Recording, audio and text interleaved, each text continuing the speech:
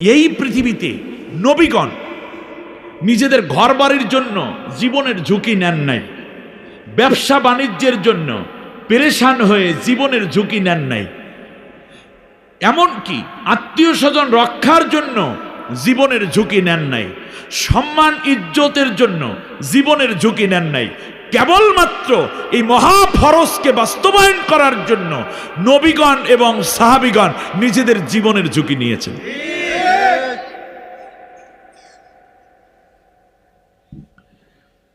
আল্লাহ রাব্বুল আলামিনের জন্য বলেছেন, শোনো, যেমন ধরো ঈসা পয়গম্বরের কথা।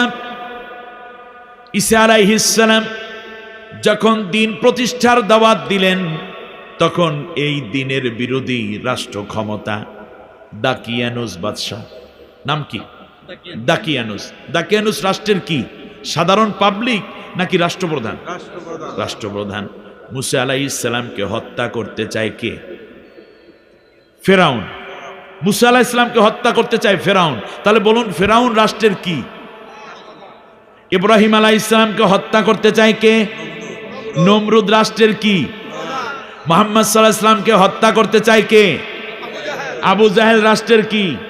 তাহলে বোঝা যায় নবীদের কাজ হচ্ছে রাষ্ট্রের মধ্যে ইসলামী হুকুমত প্রতিষ্ঠা করা, আর প্রতিষ্ঠিত শক্তি তখন নবীদেরকে হত্যা করতে চায় যাতে করে ইসলাম কায়েম না হয়। তারা যেই জাহিলি মতবাদ নিয়ে আসছে এইটাই যেন প্রতিষ্ঠিত থাকে। ক্লিয়ার? তাহলে দিন কায়েম হয় কোথায়? ঘরের মধ্যে? কথা বলে না। রাষ্ট্রের মধ্যে। রাষ্ট্রের মধ্যে যখন ইসলামের আইন চলে, আল্লাহর আইন চলে, তখন সেইটা রাষ্ট্রে ইসলামী হুকুমত প্রতিষ্ঠা হইল। আর এইটা করা সুন্নত না ফরজ? এই কুমিল্লারই মাইথার দিয়া তাফসিরুল কোরআন মাহফিল বাস্তবায়ন কমিটির প্রাণের আয়োজন 2 দিন ব্যাপী 27তম বার্ষিক তাফসিরুল কোরআন মাহফিলের আয়োজন। প্রথম দিবসের এই শেষ অধিবেশন, সম্মানিত সভাপতি, বিশিষ্ট সমাজসেবক, দিন দরদি, অত্র এলাকার সর্বজন শ্রদ্ধা ভাজন ব্যক্তিত্ব আলহাজ মোহাম্মদ ফখরুল আলম তালুকদার, কোরআনের জন্য আল্লাহ তাকে সুস্থতা এবং দীর্ঘ নেক হায়াত দিন বলি আমিন। আমি একেবারে সোজা আল্লাহ তাআলার কোরআন থেকে আপনাদেরকে কিছু আয়াত তেলাওয়াত করে শোনাবো। কাগজ কলম থাকলে একটুখানি লিখে নিতে হবে, আর যদি কাগজ কলম না থাকে মোবাইলে সেভ করতে পারেন। আমি আজকে তাফসীর যেভাবে করা দরকার একেবারে বুঝিয়ে বুঝিয়ে, এটা হয়তো না হলেও কমপক্ষে কোরআনের আয়াতগুলো তিলাওয়াত করে যেতে পারবো ইনশাআল্লাহ। মৌলিক একটি বিষয়, আমি বিষয়টা আগে বলি। আল্লাহ রব্বুল আলামিনের কাছে গ্রহণযোগ্য, কবুলকৃত, পছন্দের, সিলেক্টেড একমাত্র ধর্মের নাম হচ্ছে ইসলাম। ঠিক না বলেন?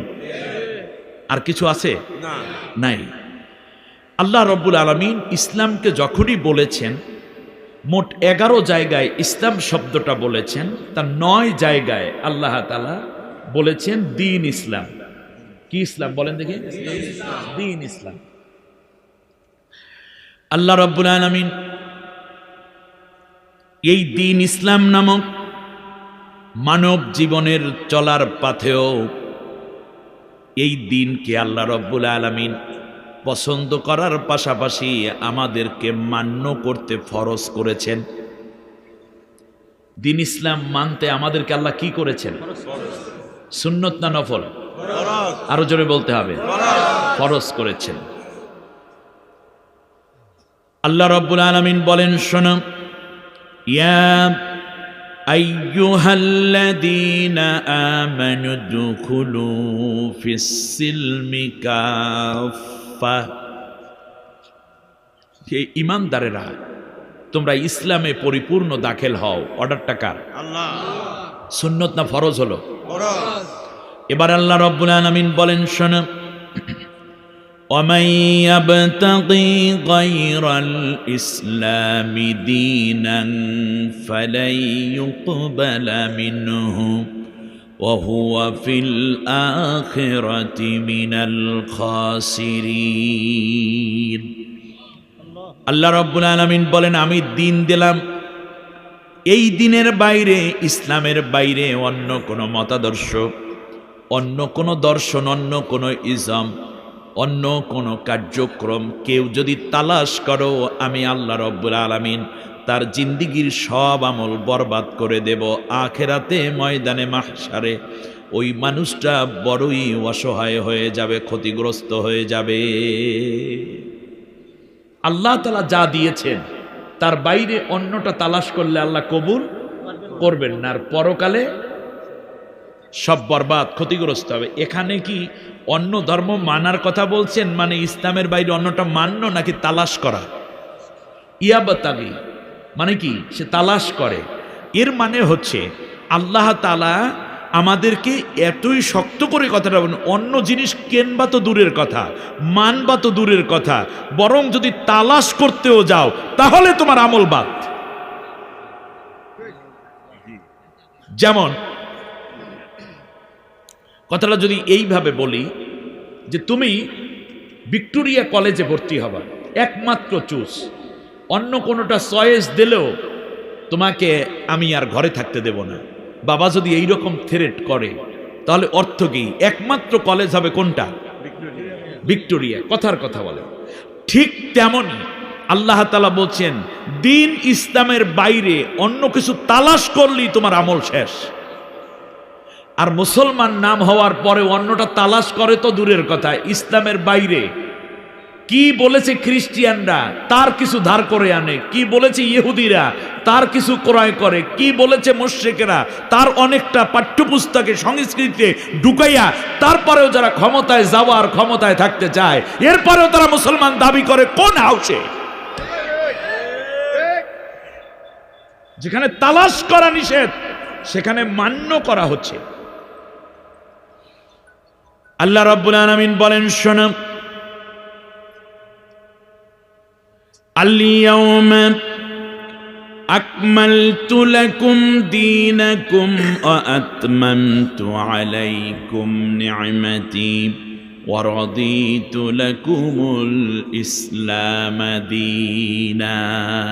دين ইসলাম কে আমি আল্লাহ তাআলা আমার একমাত্র পছন্দের দিন হিসাবে নিলাম, আর এটাকে আমি পরিপূর্ণ করে দিলাম, তোমাদের উপর নেয়ামতকে পূর্ণ করে আমি ধন্য করে দিলাম। সুবহানাল্লাহ বলেন। তাহলে আল্লাহ পছন্দ করেছেন কি? ইসলাম। আর এই ইসলামকে আল্লাহ তাআলা বলেছেন দিন ইসলাম। কথা বুঝছেন কিনা? এই দিন আমি আজকে আলোচনা করব। এই দিন ইসলামকে প্রতিষ্ঠা করা ফরজ, সুন্নত, ওয়াজিব, মুস্তাহাব, নফল, সুন্নতে মুআক্কাদা, সুন্নতে জায়েদা, ফরজে কিফায়া। হুকুমের দিক থেকে এইটা কি না, এই 4-5 জনে জানেন ফরজ। দিন ইসলাম অর্থাৎ ইসলামী জীবন ব্যবস্থাকে প্রতিষ্ঠা করা জমিনের বুকে, এর হুকুমটা কি হবে? সুন্নত, নফল, ওয়াজিব নাকি ফরজ? আচ্ছা, এটা কোন স্টাইলের ফরজ? ফরজে কিফায়া নাকি ফরজে আইন? আচ্ছা, এই ফরজে আইনের মধ্যে কেউ যদি কাজ না করে, যেমন মনে করেন অনেক পীর মাশায়েখ আছেন বাংলাদেশে যারা দিন প্রতিষ্ঠার আন্দোলন করে না, মানে কাজ করে না। অনেক মসজিদের ইমাম খতিব আছেন যারা দিন মানেন কিন্তু দিন প্রতিষ্ঠার কাজ করেন না। আবার অনেক তবলিগের মুরব্বীরা আছেন যারা দিন মানে কিন্তু দিন প্রতিষ্ঠার কাজে অংশগ্রহণ করেন না। এরকম আছে না নাই? আমাদের মতো অনেক বক্তা আছে যারা দিনের পক্ষে আছে,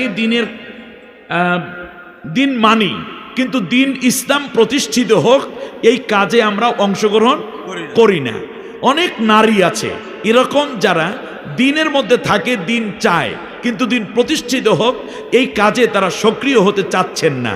তাদের কি কোনো গুনাহ হবে মনে হয়?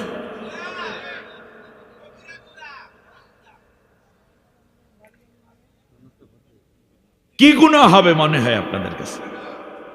কবিরা গুনাহ।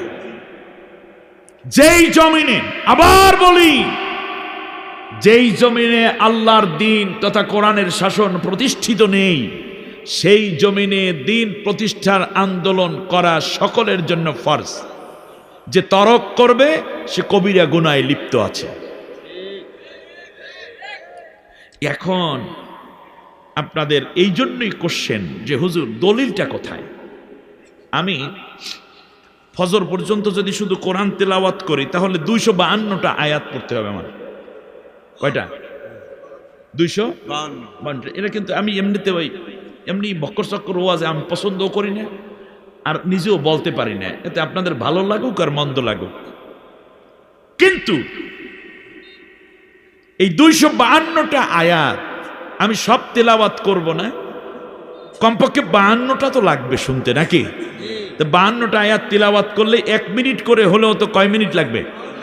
52 মিনিট। আসুন আমরা আস্তে আস্তে করে আগাই, যে 52টা মিনিট যেন ঠান্ডা মাথায় কথাগুলো নিতে পারি। দিন ইসলামের হুকুমাতকে প্রতিষ্ঠা করা ফরজ, শুধু ফরজ না, না ফরজে আইন। এটার পরে আমি একটা ভালো শব্দ বাংলা দিয়ে বলি, সব ফরজের বড় ফরজ। বলেন কি বলছি? সব ফরজের বড় ফরজ। বড় ফরজ দিন প্রতিষ্ঠা করা, একামতে দ্বীনের কাজ করা সব ফরজের বড় ফরজ। বলেন, বাংলাটা বলে নেন, একামতে দ্বীনের কাজ করা সব ফরজের বড় ফরজ। এবার আপনারা বলেন তো কি বলছি? একামতে দ্বীনের কাজ করা সব ফরজের বড় ফরজ। আরেকবার বলেন, একামতে দ্বীন কায়েমের জন্য একামতে দ্বীনের কাজ করা সব ফরজের বড় ফরজ। অথবা বলেন দিন কায়েমের কাজ করা সব ফরজের বড় ফরজ। বলেন, দ্বীন কায়েমের কাজ করা সব ফরজের বড় ফরজ। বাস। এবার কোথায় পাইলেন? আসেন, আল্লাহ রাব্বুল আলামিন বলছেন, শোনেন, সূরার নাম সূরা শূরা, আয়াত নম্বর 13, কোরআনের 43 নম্বর সূরা, 25 নম্বর পারা। এবার বলেন সূরার নাম কি? শূরা। আয়াত নম্বর কত? 13। কাগজ কলম থাকলে একটু নোট করে নেন, মোবাইল থাকলে অডিও কিংবা ভিডিও করে নেন। শারআ লাকুম মিনাদ-দীনি মা ওয়াসসা বিহি নূহা ওয়াল্লাযী আওহাইনা ইলাইকা ওয়া মা ওয়াসাইনা বিহি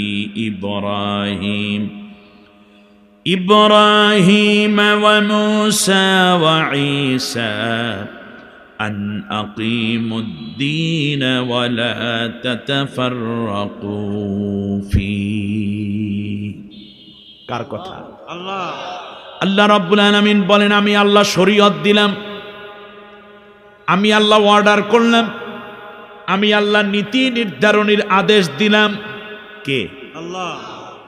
এই যে যা আমি তোমার উপরে নাজিল করেছি, শুধু নয় বরং তোমার পূর্বে আমি নাজিল করেছিলাম নূহের উপরে, নূহ নবীর উপরেও। একই কথা বলেছিলাম ইব্রাহিম, মূসা এবং ঈসাকে। তাহলে তোমরা সবাই দিন কায়েম করো। কি করো? দ্বীন কায়েম। জোরে বলেন, দিন কি করো? কায়েম। কায়েম করো।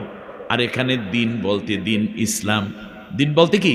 দ্বীন ইসলাম। দিন ইসলাম কি করো? কায়েম করো। ওয়ালা তাতাফাররাকু ফি, দিন কায়েমের ব্যাপারে কোনো পরস্পরের দ্বন্দ্ব করবা না, মত পার্থক্য করবা না।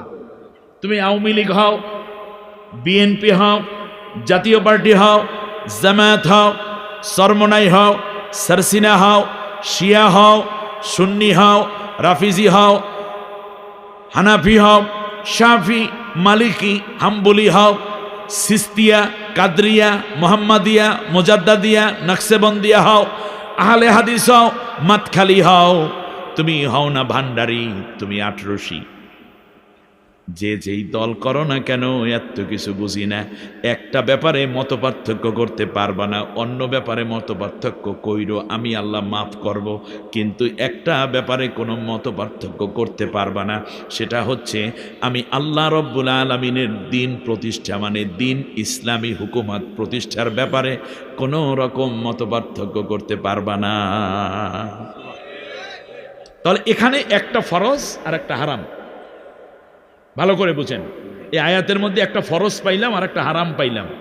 ফরজ হয়েছে দিন কায়েম করা, আর দিন কায়েমের ব্যাপারে ইখতিলাফ করাকে আল্লাহ কি করেছেন? হারাম করেছেন। ব্যাস, এখন দুর্ভাগ্যজনকভাবে আমরা ফরজটাকে ফরজ মনে করি নেই, আর হারামটাকে হালাল কইরা যার যার মতো শেষে ভাগ হইয়া রইছে। খুব ভালো করে কথা দুইটা বুঝে নেন, সব তো আর আজকে বলা যাবে না, যতটুকু বলা যায় ততটুকু শুনতে হবে ইনশাআল্লাহ। আল্লাহ রাব্বুল আলামিন বলেন, শোনো, তার তাফরিক করা,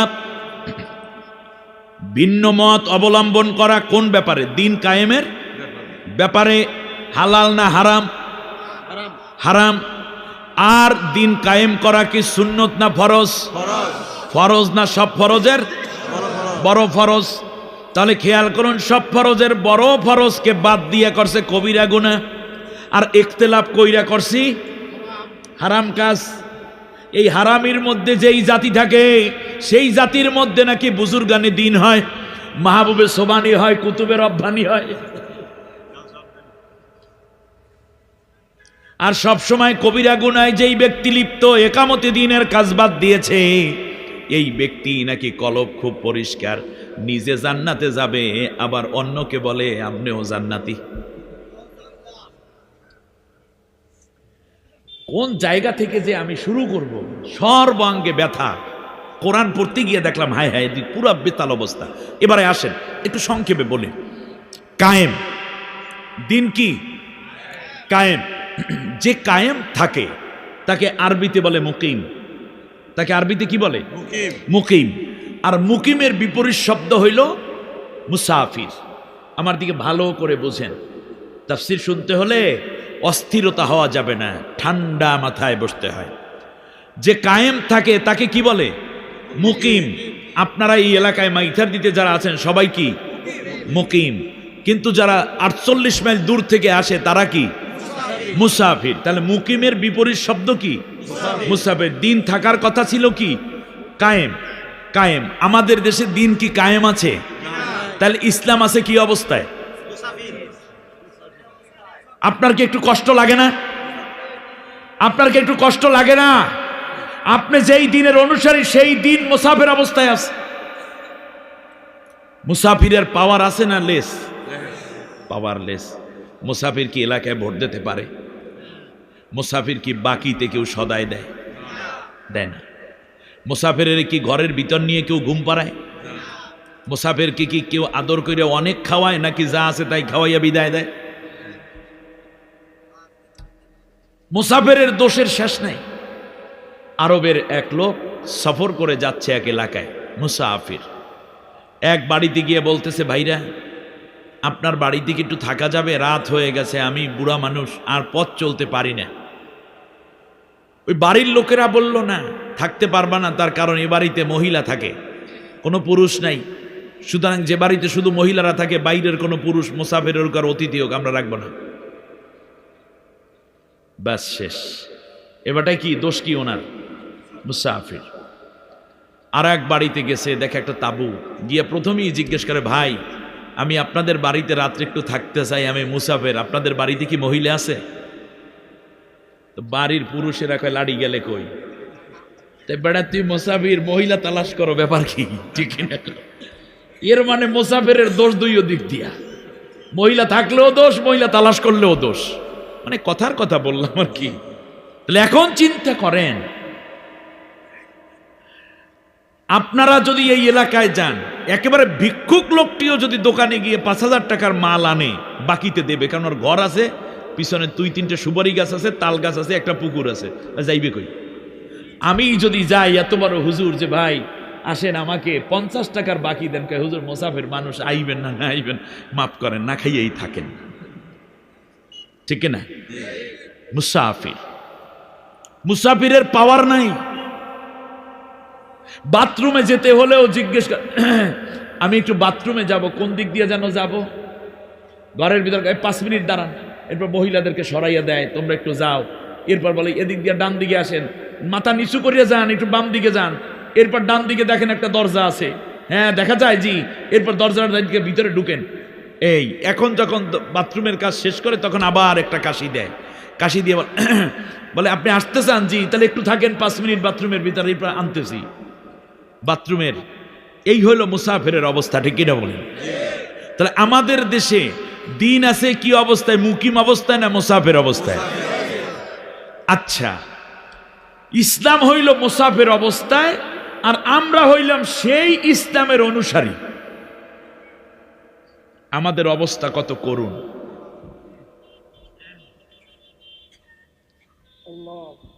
আল্লাহ রাব্বুল আলামিন বলেন, শোনো, পৃথিবীতে যত নবী আমি প্রেরণ করেছি সমস্ত নবীদের কাজ ছিল দিনকে মুসাফির অবস্থা থেকে মুকিম বানাইয়া দেয়া। সুবহানাল্লাহ। এখন মুকিম কারে কয়? মুকিম হইল যার অধীনে অন্যরা চলে। বলেন, মুকিম মানে কি? যার অধীনে অন্যরা চলে। আর মুসাফির হইল মুকিমের অধীনে যে চলতে বাধ্য হয়। কথাটা বুঝতে পেরেছেন? কার অধীনে? মুকিমের অধীনে। মুকিমের অধীনে সে চলতে বাধ্য হয়।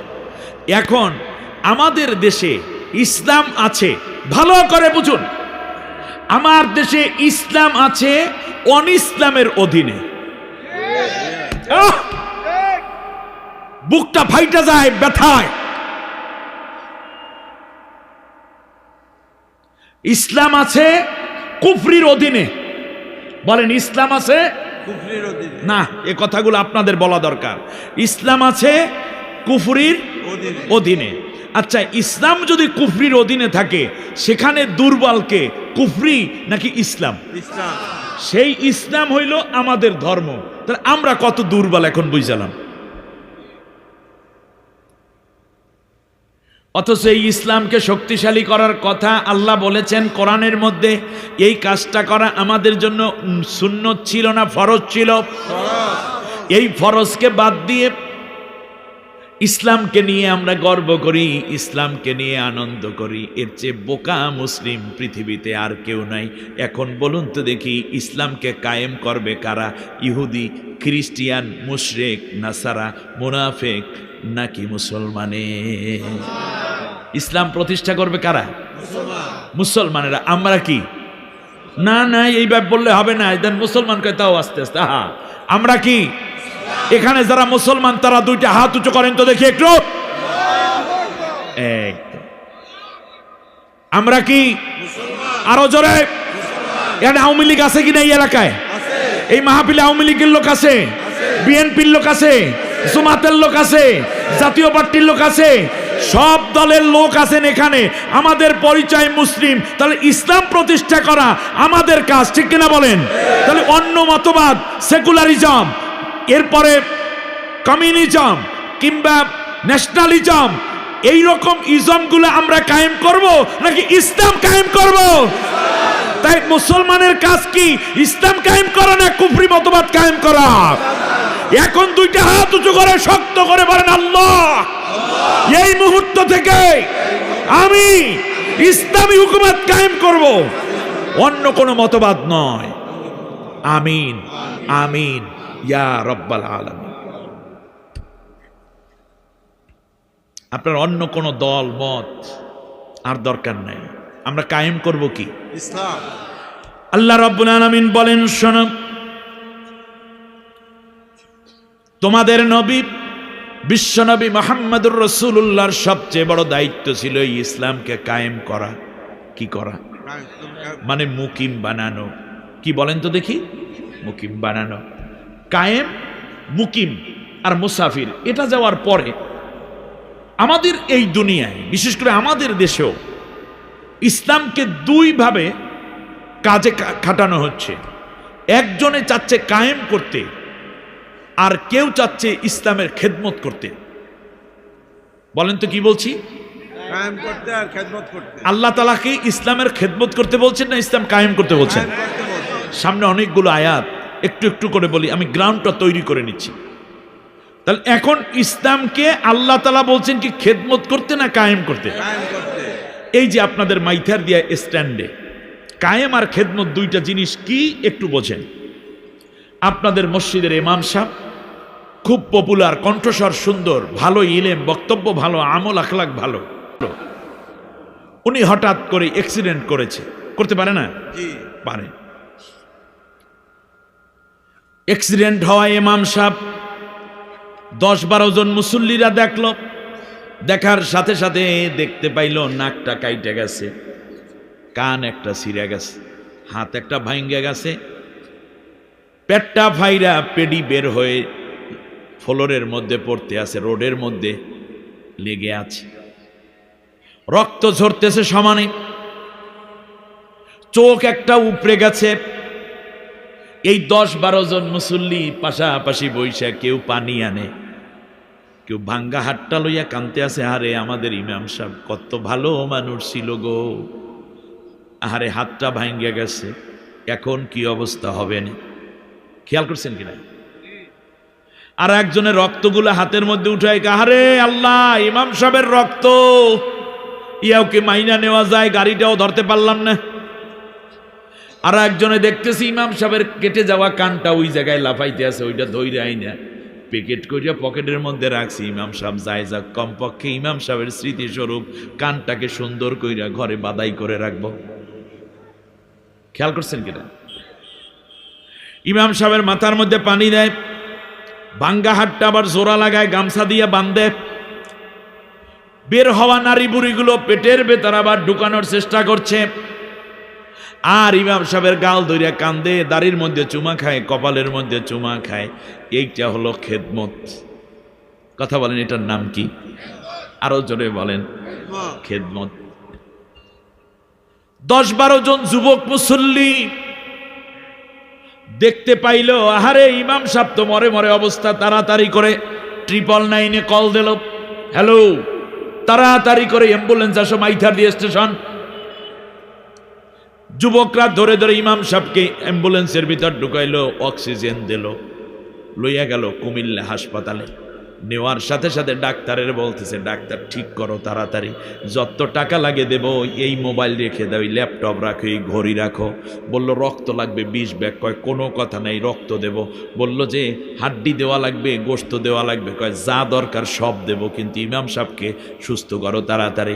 ওরা রক্ত দিল, টাকা দিল, অপারেশন থিয়েটারে ঢুকাইয়া দিল, দামি ঔষধ দিল, যা দরকার ঔষধ খাইয়া টাইয়া 3 দিন পরে ওই যে শোয়া মরা মরা ইমাম সাহেব প্রায় দাঁড়াইয়া গেছে। এইবার আল্লাহু আকবার কইয়া আবার ইমামতি করতেছে। এখন বলুন তো দেখি, এইটারে কি বলবেন? ইমাম সাহেবের খেদমত না ইমাম সাহেবকে কায়েম করছে? রাইট। যুবকরা কি করছে? কায়েম করছে। আর আগের দলে কি করছে? খেদমত করছে। তাহলে ইসলামে কি খেদমত চায় না কায়েম চায়? যেখানে ইসলাম ভেঙে পড়েছে সেখানে ইসলামকে কি করো? প্রতিষ্ঠা করো, মজবুত করো। এইটাই হলো ইসলামের দাবি। এখন আমরা ইসলামের খেদমত করতে আছি। পীর মাশায়েখরা ইসলামের কি করে? খেদমত করে। তবলিগের ভাইরা ইসলামের কি করে? আমরা বক্তারা ইসলামের কি করি? মসজিদের খতিব সাহেবরা ইসলামের কি করে? খেদমত করে। ইসলামের খেদমত, খেদমত, খেদমত। আপনারা বলেন, ওই যে খেদমত করতেছিল, ওনারা ধৈর্য যদি আরো খেদমত করতেই থাকতো, তাহলে ইমাম সাহেব বাঁচে না মরে? বাংলাদেশে ইসলামের খাদেমের অভাব নাই, কিন্তু দরকার ছিল ইসলামের আকিমুদ্দিন, দিন প্রতিষ্ঠা করা। আমরা প্রতিষ্ঠা না কইরা খেদমত করতেছি, আর ইসলাম দিন দিন বিদায় হচ্ছে। এখন আমরা জানতে পারলাম, আল্লাহর নবী এবং সব নবীগণ এসেছেন ইসলামের খেদমত করতে নাকি ইসলাম প্রতিষ্ঠা করতে? তাহলে এই ইসলাম কি শুধু ইসলাম না দিন ইসলাম? এই দিন কারে কয় এটা তো জানা দরকার নাকি? দিন, দিন শব্দের অর্থ হলো চলার পদ্ধতি। চলার পদ্ধতি, চলার পদ্ধতিকে আরবিতে কি বলে? দিন। যেমন এই সূর্যটা পূর্ব দিক থেকে উদিত হয়ে পশ্চিম দিকে অস্ত যাবে, এইটাকে আরবিতে বলে, এই যে সে রাস্তা দিয়ে যেই পথে চলে এইটাকে বলে দিন। আবার পাখির দিন হলো সে উড়বে। পাখির দিন কি? উড়বে। মাছের দিন হলো সে পানির মধ্যে থাকবে, এটা তার নিয়ম। এখন খেয়াল করে দেখুন, এই পৃথিবীতে আল্লাহ রাব্বুল আলামিন যা কিছু তৈরি করেছেন, সমস্ত মাখলুকতকে দিন দিয়েছেন। দাল ইয়া নুন, দিন। কি দিয়েছেন? দিন দিয়েছেন। কিন্তু কাউকে মানতে বাধ্য করেন নাই। মানতে। আর যেহেতু বাধ্য করেন নাই, এই জন্য আল্লাহ রব্বুল আলামিন পৃথিবীতে যা তৈরি করেছেন সবকিছুকে আল্লাহ যে দিন দিয়েছেন ওটা মানতে বাধ্য করেছেন, শুধুমাত্র মানুষকে বাধ্য করেন নাই। মানুষকে বাধ্য করেন নাই। মাছ থাকবে কোথায়? পানির মধ্যে।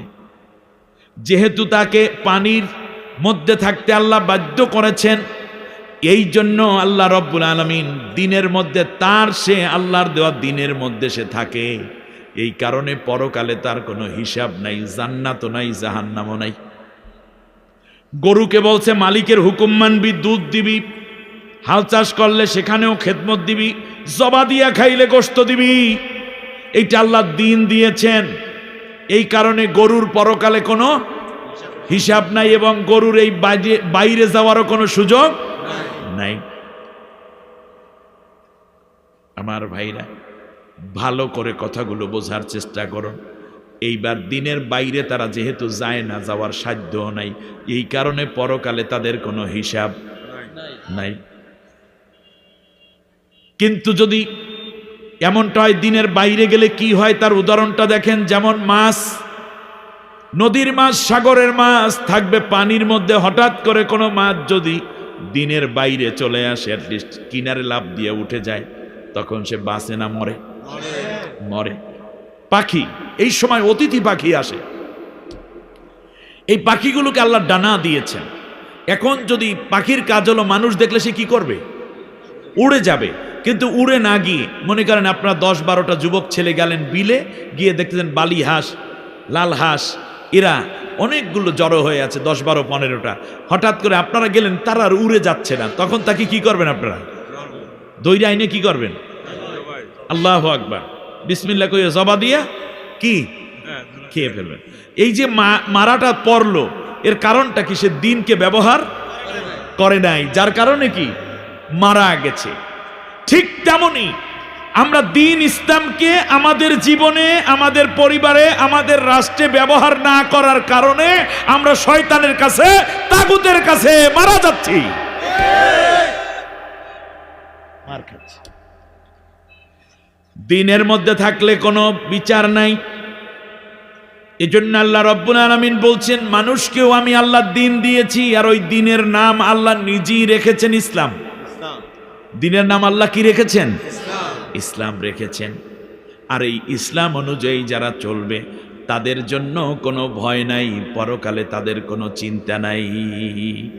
এই দিন যদি কায়েম থাকে, ভালো করে বোঝেন, দিন যখন কায়েম থাকে মানুষ থাকে দিনের অধীনে।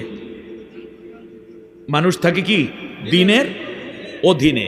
আর এখন আমরা এমন হয়েছি যে আমরা রেখেছি দিনকে আমাদের অধীনে। কথা খুব সূক্ষ্ম, তাই না? কথা ছিল আমরা থাকবো ইসলামের ভিতরে, আর এখন আমরা সুবিধা মতো আমাদের মধ্যে ইসলামকে ঢুকাইছি। যতটুকু ভালো লাগে ততটুকু ইসলামে ঢুকাইছি, আর যতটুকু ভালো লাগে না ইসলামকে সেখান থেকে কাট অফ করে দিয়েছি। এক কথায় ইসলাম আছে আমাদের কাছে এখন অবারিত নয়, বরং আছে অক্সিজেন আকারে, যেটা এমার্জেন্সি মুহূর্তে ব্যবহার করা হয়। যেমন এই যে বাতাস, প্রচুর বাতাস ভরা, আমরা সুবিধা মতো নিচ্ছি, তাই না? ব্যাস, মানুষ যখন অ্যাক্সিডেন্ট করে, অপারেশন থিয়েটার দেয় বা অ্যাটাক করে মুমূর্ষু রোগী, তখন আপনারা দেখবেন অক্সিজেন দেয় না? নাকের ভিতরে অক্সিজেন দেয়। তো এইটা কি অবারিত অক্সিজেন নাকি এমার্জেন্সি অক্সিজেন? Emergency oxygen. ইসলামকে আজকে আমরা এমার্জেন্সি ভাবে ব্যবহার করছি, অর্থাৎ পর্দা সামগ্রিকভাবে নাই, কিন্তু হুজুরের বউটা পর্দা করে। এইটা কি সামগ্রিক অবারিত হইল নাকি অক্সিজেনের মতো হইল? বিশেষ অক্সিজেন দিয়ে মোটামুটি বাঁচাইয়ে রাখছে। নামাজ সবাই পড়ে না, মুরব্বি যারা বুড়া হয়ে গেছে তাদের একটু পড়া লাগে, আর চরমনের মুড়ি ধইলে নামাজটা পড়া লাগে কায়দা করে, আনার সমস্যা, পীরের কাছে গেছে। এরপরে তবলিগ করলে একটুখানি নামাজটা পড়ো বাবা, বহুত ফায়দা হবে। ছাত্র শিবির করলে নামাজটা পড়া লাগে, দায়িত্বশীলের কাছে জবাব দেওয়া লাগে, আনলে কেমনে। জামাত ইসলামী করলে নামাজটা পড়া লাগে, সরসিনার হুজুর হইলে, মুরিদ হইলে নামাজটা একটু পড়া লাগে, ইসলামী আন্দোলনে শমিল হইলে একটু নামাজটা পড়া লাগে, আর যদি নির্বাচনের আগাগ মুহূর্তে লাগে একটু নামাজটা পড়া লাগে, নালে ভোট দেবে না মানুষ। এটা কি অবারিত হলো না এমার্জেন্সি হলো? ইমার্জেন্সি। বিশেষ মুহূর্তে না পড়লে কেমন হয় সেই রকম। অথচ কথা ছিল সবাই নামাজ পড়বে, দুই একজন না পড়লে তাকে নামাজের তাকিদ দেবে এবং প্রয়োজনে জেল দেবে, নামাজ শিখাইয়া জেল থেকে মুক্ত করে দেবে। পর্দা সবাই করবে, দুই একজনে না করলে এই পর্দা বেপর্দার কারণ জিজ্ঞেস করবে তাকে, পরবর্তী সে যেন পর্দা করে ব্যবস্থা করবে। তাহলে সেইটা ছিল অবারিত সরকারি, আর আমরা এটাকে বানিয়ে দিয়েছি কোম্পানি। ঠিক আছে কিনা? তাহলে বাংলাদেশে ইসলাম আছে কি অবস্থায়? মুসাফির অবস্থায়। বাংলাদেশ আছে কোম্পানি ইসলামের অবস্থায়। এটা সরকারি ইসলাম হয় নাই এখনো। উচিত ছিল এই কোম্পানি অর্থাৎ সরকারি, আমি বলতেছি এটা হবে অবারিত, আমরা থাকবো সবাই ইসলামের মধ্যে। মক্কায় আল্লাহর নবী এই ইসলামকে জেনারেলাইজড করতে পারেন নাই বিধায় হিজরত করে মদিনায় চলে গেছে। মদিনায় যাইয়া আল্লাহ নবী সাল্লাল্লাহু আলাইহি ওয়াসাল্লাম সকলকে ইসলামের মধ্যে নিয়ে আসছেন। সুবহানাল্লাহ বলেন। এমনকি অমুসলিমদেরকেও ইসলামের মধ্যে নিয়ে আসছেন। তারা ডাইরেক্ট ইসলাম কবুল করে নাই, কিন্তু ইসলামের অনুশাসনের মধ্যে নিয়ে আসছে। এখন আল্লাহ তাআলা সেই জন্যই কোরআনের মধ্যে বলেছেন, শোনো, হুয়াল্লাযী আরসালা রাসূলাহু বিল হুদা ওয়া দীনিল হক লিইয়ুযহিরাহু আলাদ-দীনি কুল্লিহি ওয়া কাফা বিল্লাহি শাহীদা। সূরা আল ফাতাহ আয়াত নম্বর 28। আল্লাহ তাআলা বলতেছেন, নবী আমি কেন পাঠাইছি এইটা তোরা বলবি না আমি বলবো। আপনারা একটু আমার সাথে মেলেন, নবীকে পাঠাইছেন কে? আল্লাহ। তো নবী কেন আসছে এই কথা পীর বলবে নাকি আল্লাহ বলবেন? আল্লাহ। বক্তারা বলবে না আল্লাহ বলবেন? বুজুর্গ বলবে না আল্লাহ বলবেন? তো নবীকে কেন পাঠানো হলো? আল্লাহ তাআলা বলছেন, তিনি সাক্ষ্য দিচ্ছেন যে আমি এই নবীকে সত্য দিন অর্থাৎ ইসলামী দিন জীবন ব্যবস্থা সহ প্রেরণ করেছি, এই জন্য যাতে অন্য যত মতবাদ আছে সবগুলোর উপরে তিনি যেন ইসলামকে কায়েম করে সেই ইসলাম অনুযায়ী সবাইকে চালাতে পারে। মানে ইসলাম মানে কার জীবন ব্যবস্থা? আল্লাহর জীবন ব্যবস্থায় যেন চালাতে পারে, এই জন্য আমি নবী প্রেরণ করেছি। আর এই ব্যাপারে আমি আল্লাহই সাক্ষী হিসাবে যথেষ্ট। সাক্ষী দিচ্ছেন কে? আল্লাহ। আল্লাহ। এখন আমার দিকে তাকান, আপনারা বলতে পারেন যে হুজুর এই কথাটা একটু বুঝাইয়া বলেন। আমি বুঝাইয়া বলি। যেমন আমাদের আবু সুফিয়ান ভাই আমাকে দাওয়াত দিছে, মাহফিল বাস্তবায়ন কমিটি দাওয়াত দিছে 1 বছর আগে। এরপরে মাঝে মাঝে খবর নিয়েছে, এরপরে যাতায়াত খরচ পর্যন্ত পাঠাই রাখছে। এরপর আমি আসছি, আসার পরে আমার ভাইরা খাওয়ন দিছে, স্লোগান দিয়ে রিসিভ করছে, একটা কম্বল ল্যাপ এনে দিছে একটু ঘুমানোর জন্য, নাস্তা পানি করাইলো, খাওয়ন দিছে কি সেই আলহামদুলিল্লাহ সেরা খাবার। এখন আমার জন্য লিফলেট করলো, ব্যানার করলো, পোস্টার করলো, মাইকিং করলো, গেট করলো, স্লোগান দিয়া রিসিভ করলো, ভালো ভালো খাওয়ন দিল। এরপরে আপনারা বলেন দেখি, আমাকে কি এই স্লোগান দিয়ে রিসিভ করার জন্য আনছে আর খাওয়ন দেওয়ার জন্য আর ঘুম পড়ার জন্য আনছে, নাকি অন্য কোনো উদ্দেশ্য আছে? অন্য কোনো উদ্দেশ্য আছে। ভালো করে বুঝতে হবে মূল উদ্দেশ্যটা কি। মূল উদ্দেশ্য কি বলেন তো দেখি? মূল উদ্দেশ্য হলো ওয়াজ করা। রাইট। মূল উদ্দেশ্য কি?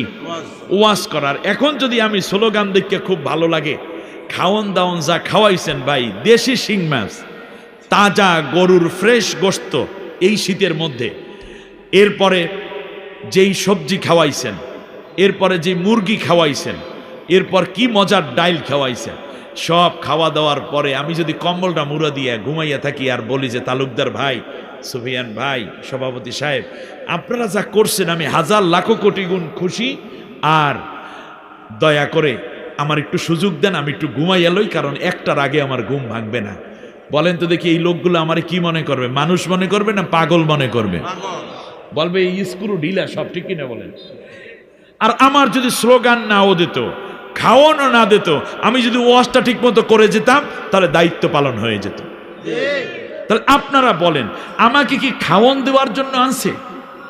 আমি কি খাওয়ন খেতে এসেছি? আমি কি স্লোগান শুনতে এসেছি? আমি কি তাদের গরম বিছানার জন্য শুইতে এসেছি? মূল উদ্দেশ্য কি? ওয়াজ করা। ভালো করে বোঝেন, মূল উদ্দেশ্য কি? ওয়াজ করা। আর এই ওয়াজ যদি না করি, আর সব কাজগুলোকে যদি আমার মূলধন মনে করে বসে থাকি, তাহলে আমাকে যেমন বোকা, পাগল কিংবা অন্য কিছু মনে করবে, ঠিক তেমনি আমরা আল্লাহর নবীর ব্যাপারে যদি মনে করি যে নবী আসছে দাড়ি রাখানোর জন্য, নবী আসছে টুপি রাখানোর জন্য, নবী আসছে জিকির করানোর জন্য, নবী আসছে কলব পরিষ্কার করানোর জন্য, নবী আসছে তাহাজ্জুদ পড়ার জন্য, নবী আসছে রোজা রাখার জন্য, নবী আসছে হজ করার জন্য, নবী আসছে যাকাত দেওয়ার জন্য, আপনি ভুল। তার কারণ মূল টার্গেট এটা নয়, মূল টার্গেট লাইয়ুজহিরাহু আলা দ্বীনি কুল্লি, ইকামতে দ্বীনের কাজ করার মাধ্যমে আমার ইসলামী হুকুমত প্রতিষ্ঠা করা নবীর মূল কাজ। আর অন্যগুলো ছিল আনুষঙ্গিক কাজ, যা বাস্তবায়ন করতে সহযোগী ভূমি পালন করবে।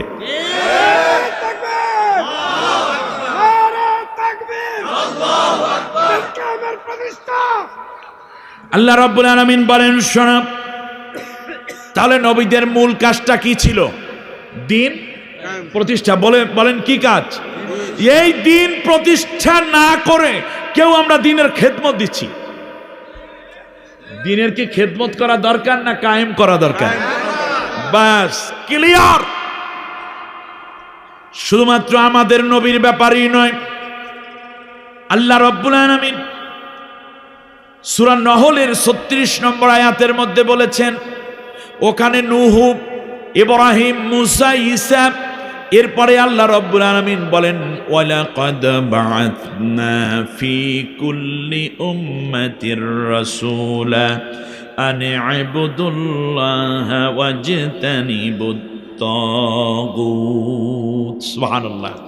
সব নবীকে আমি প্রেরণ করেছি, উদ্দেশ্য একটাই, তা হচ্ছে তারা দ্বীন কায়েম করবে আর এর মাধ্যমে আল্লাহ রাব্বুল আলামিনের সন্তুষ্টি অর্জন করবে, আল্লাহর ইবাদতে মানুষদেরকে মশগুল করে দিবে।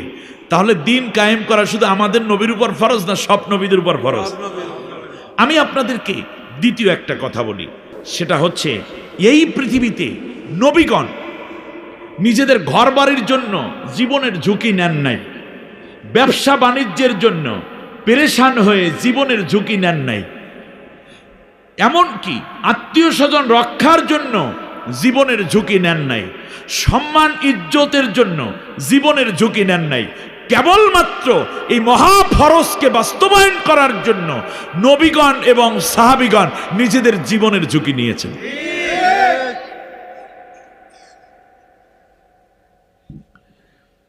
আল্লাহ রাব্বুল আলামিনের জন্য বলেছেন, শোনো, যেমন ধরো ঈসা পয়গম্বরের কথা, ঈসা আলাইহিস সালাম যখন দ্বীন প্রতিষ্ঠার দাওয়াত দিলেন, তখন এই দ্বীনের বিরোধী রাষ্ট্র ক্ষমতা দাকিয়ানুস বাদশাহ, নাম কি? দাকিয়ানুস রাষ্ট্রের কি? সাধারণ পাবলিক নাকি রাষ্ট্রপ্রধান? রাষ্ট্রপ্রধান। মুসা আলাইহিস সালামকে হত্যা করতে চায় কে? ফেরাউন। মুসা আলাইহিস সালামকে হত্যা করতে চায় ফেরাউন। তাহলে বলুন, ফেরাউন রাষ্ট্রের কি? ইব্রাহিম আলাইহিস সালামকে হত্যা করতে চায় কে? নমরুদ রাষ্ট্রের কি?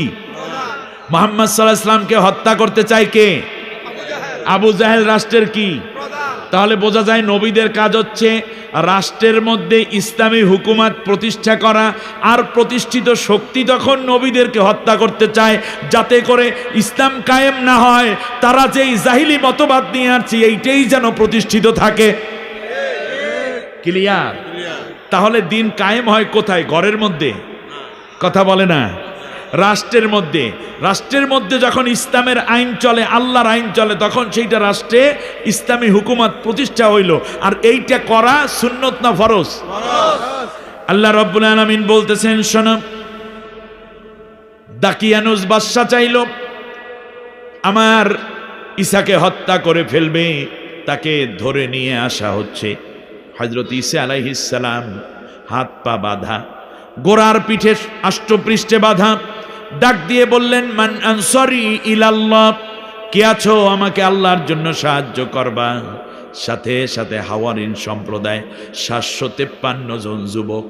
কতজন? 753 সংখ্যা নাম সহ এসছে তাফসীরে 753 জন যুবক। এর সাথে সাথে নারীরা এসছে, শিশুরা আসছে, বৃদ্ধরা আসছে। 753 জন যুবক প্রথম সারিতে বসে বলল, আমাদের জীবন যাবে কিন্তু আমাদের ঈসাকে হত্যা করতে দেব না। সুবহানাল্লাহ। সবাইকে হত্যা করা হলো। হত্যা করার পরে নিয়ে যাওয়া হলো বেতেলহেমে। এরপরে হযরত ঈসা আলাইহিস সালামকে শূলবিদ্ধ করা হলো। আপনারা জানেন ঈসা আলাইহিস সালামকে আল্লাহ উঠাইয়া নিয়ে গেলেন। শেষ পর্যন্ত ইহুদিরা নিজেরা কোপাকুপি করে। বেতেলহেম নামক জায়গায় মাত্র 2 রাত 2 দিনের মধ্যে 2.5 লক্ষ ইহুদিরা কোপাকুপি করে হত্যা হলো। আল্লাহু আকবার। সুতরাং এই পৃথিবীতে যারাই আল্লাহর দ্বীনের কর্মীদেরকে হত্যা করে উল্লাস করতে চায়, অপেক্ষার সময় শুধুমাত্র তারা নিজেরা দলীয় কোন্দলে কোপাকুপি করে হত্যা হবে।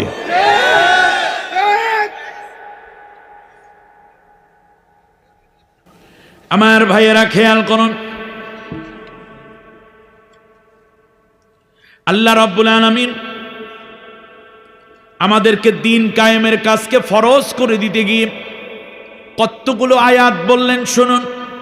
আল্লাহ তাআলা বলছেন, জাহিদু ফিল্লাহি হাক্কা জিহাদিহি ওয়াজতাবাকুম ওয়ামা জাআলা আলাইকুম ফিদ্দীনি মিন হারাজ। সুবহানাল্লাহ। সূরা হজের ৭৮ নম্বর আয়াত। দ্বীন প্রতিষ্ঠার সংগ্রামকে যেমন করে হক আদায় করে সংগ্রাম করা দরকার, সেইভাবে তোমরা সংগ্রাম করো। সুবহানাল্লাহ বলেন। আল্লাহ রাব্বুল আলামিন আবার বলছেন সূরা বাকারার 190 191 নম্বর আয়াতে, ওয়াকাতিলু ফি সাবিলিল্লাহিল্লাযীনা ইউকাতিলুনাকুম ওয়ালা তা'তাদু ইন্নাল্লাহা লা ইউহিব্বুল মু'তাদিন। আল্লাহ রাব্বুল আলামিন বলেন, আমি আল্লাহর পথে লড়াই করো এবং যেমন করে লড়াই করা দরকার ঠিক তার পাশাপাশি যারা ইসলামকে শেষ করে দিতে চায় তাদের বিরুদ্ধে তোমরা লড়াই চালিয়ে যাও। অর্ডারটা কার? আল্লাহ। কার অর্ডার? আল্লাহ। আর একটু জোরে বলেন। আল্লাহ। আল্লাহ রাব্বুল আলামিন আবার অন্য আয়াতে বলছেন, শোনো, আল্লাযীনা আমানু ইউকাতিলুনা ফি সাবিলিল্লাহ, যারা আমার বান্দা যারা ঈমান এনেছে তারা লড়াই করে আল্লাহর দ্বীন প্রতিষ্ঠার কাজে আল্লাহর পথে। ওয়াল্লাযীনা কাফারু ইউকাতিলুনা ফি সাবিলিত তাগুত, আর যারা কাফের তারাই কেবল তাগুতকে প্রতিষ্ঠা করার জন্য লড়াই করে। ইসলামী বিরোধী হুকুম আহকাম প্রতিষ্ঠার দল এবং মতের পেছনে যারা সময় দেয়, শ্রম দেয়, মেহনত করে, তারা মূলত আল্লাহর ভাষায় মুমিন না কাফের। দ্বীন প্রতিষ্ঠার আন্দোলনকে বিশ্বনবী সাল্লাল্লাহু আলাইহি ওয়াসাল্লাম কত প্রায়োরিটি দিতেন একটু খেয়াল করেন। আমরা মনে করি নামাজ পড়া সবচেয়ে বড় ইবাদত, ঠিক না বলেন? এটাই তো আমরা জানি এবং মানি, এটা তো অবশ্যই অবশ্যই অবশ্যই। কিন্তু খেয়াল করুন, আহজাবের যুদ্ধ শুরু হলো, খন্দকের যুদ্ধ শুরু হতে যাবে। বিশ্বনবী সাল্লাল্লাহু আলাইহি ওয়াসাল্লাম বললেন, মদিনার যেই যেই জায়গা দিয়ে কাফেরেরা ঢুকতে পারে সেই জায়গায় পরীক্ষা খনন করো। পরীক্ষা খনন করার জন্য দাওয়াত দেয়া হলো। সাহাবীরা প্রায় 1300 সাহাবী অংশ নিলেন। আল্লাহর নবীও সাল্লাল্লাহু আলাইহি ওয়াসাল্লাম এই পরীক্ষা কাজে অংশ নিলেন। ফজরের পর ফজরের আজান হয়েছে, জামাতে নামাজ আদায় করলো। এর পরপরই সালাম ফিরিয়ে নবী বললেন, দোয়া কালাম পড়ার দরকার নেই, কাজ ধরো আগে। সুবহানাল্লাহ। শুরু হয়ে গেল পরীক্ষা খননের কাজ। আল্লাহর নবীও পেটে বাজাইয়া বাজাইয়া পাথরগুলো সরান শুরু করলেন। বালু আর পাথর সরাতে সরাতে জুহুরের ওয়াক্ত হয়ে গেছে। হযরতে বেলাল রাদিয়াল্লাহু তাআলা আনহুকে বললেন, বেলাল আজান দাও। আজান দেয়া হলো।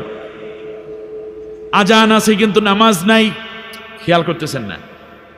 কোন সাহাবীর কি দুঃসাহস আছে যে নবীকে বলা, নবী নামাজ কি পড়বেন না? এই কথা বলার মতো কোনো বেয়াদবি করার সাহস দুঃসাহস কোনো সাহাবী দেখায় না। তার কারণ তারা জানে নামাজের ব্যাপারে আমাদের চেয়ে নবী অনেক বেশি সচেতন। দুপুর গড়িয়ে গেল, আসলো আসর ওয়াক্ত। আল্লাহর নবী বেলালকে বললেন, বেলাল আজান দাও। বেলাল রাদিয়াল্লাহু তাআলা আনহু আহজাবের ময়দানে আজান দিলেন। কয় ওয়াক্ত হইল? নামাজ আছে, আসরের আজান আছে, আসরের নামাজ নেই। মাগরিবের ওয়াক্ত শুরু হলো। আল্লাহর নবী বললেন, বেলাল আজান দাও। বেলাল রাদিয়াল্লাহু তাআলা আনহু আজান দিলেন, মাগরিবের আজান দিলেন, কিন্তু নামাজ নেই। সাহাবীরা যার যা আলো ছিল জ্বালাইয়া নিল। নেয়ার পরে বললেন, রাত হয়ে গেছে, মধ্যরাত পর্যন্ত। আল্লাহর রাসূল বললেন, বেলাল এবার আজান দাও। বেলাল রাদিয়াল্লাহু তাআলা আনহু আজান দিলেন। আজান দেওয়ার পরে আল্লাহর নবী বললেন, সবাই আসো। নবীজি বললেন, এবার বেলাল নামাজের জন্য সবাইকে সারিবদ্ধ হতে বলো। সবাই সারিবদ্ধ হলো। আল্লাহর নবীও বললেন, সাবু সুবু ফাকু, নামাজের জন্য দাঁড়াও। দাঁড়াইয়ে গেল। বেলালকে বললেন, বেলাল এবার একামত দাও। নবীজি বললেন, এখন জুহুরের নামাজ। আমি কারে বোঝাচ্ছি? রাত বেজে গেছে, অর্ধরাত। নবী বললেন, বেলাল এখন, আগে ছিল আজান দিনের বেলা, একামত হচ্ছে কখন? মধ্যরাতে। নবী সালাম ফেরালেন। এবার বললেন, বেলাল একামত দাও। একামত দেয়া হলো। বললেন, এখন আমরা আসর নামাজ পড়ব। সালাম ফিরিয়ে নবী বললেন, বেলাল আজান দাও, একামত দাও। বেলাল রাদিয়াল্লাহু আনহু একামত দিলেন। সাহাবীদেরকে নবী বললেন, এখন মাগরিবের নামাজ পড়ব। শেষবারে আল্লাহর নবী সালাম ফিরিয়ে বললেন, বেলাল এবার একামত দাও। বেলাল রাদিয়াল্লাহু তাআলা আনহু একামত দিলেন। নবী বললেন, এখন আমরা এশা নামাজ পড়তেছি। নামাজকে পিছিয়ে দেয়া হয়েছে একামতের দিনকে সামনে জরুরতের কারণে, ঠিক কিনা বলেন? এবার আরেকটু সামনে আগাই। বিশ্বনবী সাল্লাল্লাহু তাআলা আলাইহি ওয়াসাল্লাম মক্কা বিজয় করলেন। তখন ছিল রমজানের দিন, 17ই রমজান, না সরি, রমজানে মক্কা বিজয় হচ্ছে। বিশ্বনবী সাল্লাল্লাহু আলাইহি ওয়াসাল্লাম বললেন, আজকে মক্কা বিজয়ের দিন, সুতরাং তোমরা আজকে রোজা রাখবা না, সামনে যুদ্ধ বাজতে পারে। রোজা কি বন্ধ? বদরের যুদ্ধ শুরু হবে। আল্লাহর নবী সাল্লাল্লাহু আলাইহি ওয়াসাল্লাম বললেন, আজকে হচ্ছে ইয়াউমুল কতলে, যুদ্ধের দিন। আজকে কোনো রোজা নাই, আজকে কোনো রোজা নাই। মুজাহিদদের জন্য রোজা যাক। দিন প্রতিষ্ঠার আন্দোলনকে সামনে আগাইয়া নিয়ে আসলো। সুবহানাল্লাহ। একেবারে শেষ একটা ঘটনা বললে আপনি বুঝতে পারবেন দিন প্রতিষ্ঠার আন্দোলনকে আল্লাহর নবী কত বড় প্রায়োরিটি দিতেন। তার কারণ দিন প্রতিষ্ঠার আন্দোলনে যায় না তারা মুমিন না, তারা মুনাফিক। বিরোধিতা যারা করে তারা কাফের। আমার কথা কি বুঝে আসছে আপনাদের? খুব সংক্ষেপে শেষ করে দেই। আজকে ঠান্ডা, নাম কি? জয়নব রাদিয়াল্লাহু আনহা। তাকে এই জয়নবকে বিয়ে করেছিল আবু লাহাবের এক পুত্র, নাম ছিল উতাইবা। নাম কি? বিয়ে হলো। আল্লাহর রসুল কালেমার দাওয়াত দেন। এইটা বড়ই কষ্টের কারণ ছিল আবু লাহাবের জন্য। সব মায়ের এবং নির্যাতন চলতো জয়নবের উপরে। আহা, সেই সময় জায়েজ ছিল এইগুলো। মুশরিকের সাথে কাফেরের সাথে বিয়ে এখনো হারাম করা হয় না। বিশ্বনবী সাল্লাল্লাহু আলাইহি ওয়াসাল্লাম একদিন জয়নবের ঘরের ভিতরে ঢুকলেন, জয়নবকে পাশে বসালেন, দেখলেন তার চোখের নিচে একটা বড় ফোস্কার মতো ফুলে আছে, হাতের কয়েকটা জায়গায় ব্যথা, কালো হয়ে আছে। কি সুন্দর চেহারা, কলিজার টুকরা জয়নবের এহন অবস্থা দেখে নবীজি জিজ্ঞেস করলেন, জয়নব তোমার এই দাগগুলো কিসের? কয় আব্বু এমনিতেই হইছে। ওরা কি তোমাকে কষ্ট দেয়? কয় না আব্বা, কষ্ট দেয় না। কারণ জয়নব মনে মনে ভাবে কাফেরেরা আমার সাথে কেমন ব্যবহার করে আমার আব্বা ভালো করেই বুঝতে পারেন। শুধু তাই নয়, আমার আব্বা আমার বাড়িতে এসেছেন, এই মুহূর্তে যদি আমি কষ্টের কথা জানাইয়া দেই তাহলে আব্বুর মনে আরো কষ্ট লাগবে। আমি একটু ধৈর্য ধারণ করে নবী যেন পেরেশান না হন, সেই জন্য মুস্কি হাসি দিয়ে বলেন, আব্বু কই না, কিছু হয় নাই। এই পৃথিবীতে সন্তানের ব্যথা, সন্তানের আবেগ, সন্তানের মনের যন্ত্রণা বাবার চাইতে মায়ের চাইতে কে আর বেশি বুঝবে? না বললেও নবীর বুঝতে তেমন বাকি নেই। ইতিমধ্যে জয়নব বাচ্চা দেওয়ার উপযুক্ত হয়ে গেলেন, বেবি এসছে পেটে, কনসেপ্ট করেছেন, গর্ভবতী। 6 মাস যখন গর্ভে বাস, এমন সময় আল্লাহ রব্বুল আলামিন নবীকে নির্দেশ দিলেন, নবী তুমি হিজরত করে চলে যাও। নবীজি চলে গেলেন মদিনায়। আবু জেহেল আবুল আহাবরা তন্ন তন্ন করে খুঁজে নবীরে পাইলে শেষ করে দিবে। সাওর পাহাড়ের মধ্যে নবী লুকিয়ে আছে। সেখান থেকে 3 দিন পরে আবু জেহেল আবু বকর সহ তিনি চলে গেলেন মদিনায়। এইদিকে আবুল আহাবের সামনে জয়নবকে সমানে মারতেছে, আর বাবা বারবার প্রেসার ক্রিয়েট করছে, ওরে যন্ত্রণা দাও, তাহলে মোহাম্মদের কলিজায় ব্যথা লাগবে, আর মোহাম্মদের কলিজায় ব্যথা লাগলে এটাই আমাদের কাফেরের জন্য শান্তি। কাফেরেরা সন্তানদেরকে কষ্ট দিয়েও মূল ইসলামী আন্দোলনের নেতাকে ব্যথাতুর করে তুলতে চায়, ঠিক না বলেন? এজন্য দেখবেন বাবার ফাঁসির হুকুম, আর এইদিকে সন্তানটাকেও কিডন্যাপ করে নিয়ে গেছে।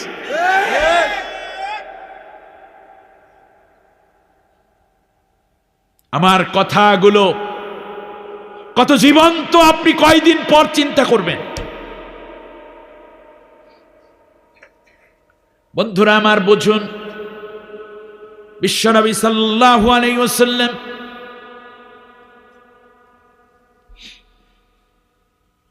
হিজরত করে চলে যাওয়ার পরে ওরা তন্ন তন্ন করে দিনরাত খোঁজে, মুহাম্মদ কোথায়, পাওয়া গেল না। চলে আসলো ঘরের মধ্যে, উতাইবাকে বলল জনমের মতো মার দিয়ে। ওর বাপ কোথায় ও জানে, বাপ কোথায় ও জানে। মারতেছে জয়নবকে। জয়নব বললেন, আল্লাহর কসম করে বলি আমি জানি না, আমাকে মেরো না, আমার উপর কোনো অত্যাচার করো না। কিন্তু কি হবে? আবু লাহাব এসে বলল, 2টা শর্তে, তোমার উপরে আমরা আর মারব না, অত্যাচার করব না, বরং মায়া করব, দয়া করব, ভালোবাসবো। বলে কি সেই শর্ত? বলে 1 নম্বর শর্ত হলো মুহাম্মদকে তোমার বাবা বলে পরিচয় দিতে পারবে না। মুহাম্মদকে কি শর্ত?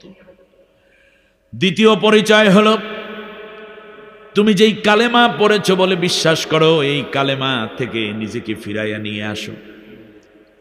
জয়নব বললেন, জীবন শেষ হয়ে যাবে কিন্তু আমার আব্বাকে আমি আব্বা হিসাবে ত্যাগ করতে পারবো না, কারণ এই তামাম পৃথিবী যদি এক জায়গায় করা হয়, আমার আব্বার মতো এত ভালো বাবা পৃথিবীতে আর খুঁজে পাওয়া যাবে না।